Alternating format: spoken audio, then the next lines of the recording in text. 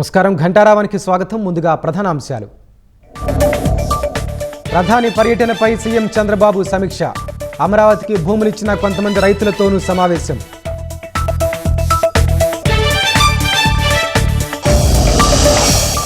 తిరుపతి జిల్లా తోటపల్లి వద్ద రోడ్డు ప్రమాదంలో 5గురు మృతి. తిరుమల శ్రీవారిని దర్శించుకుని వస్తుండగా దుర్ఘటన.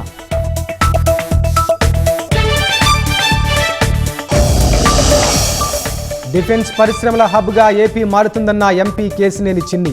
ఉద్యోగ కల్పనే లక్ష్యంగా ముందుకెళ్తున్నట్లు ఉద్ఘాటన.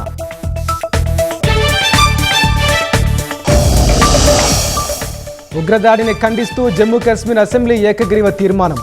పర్యాటకులను కాపాడలేకపోయానని సీఎం ఒమర్ అబ్దుల్లా ఆవేదన.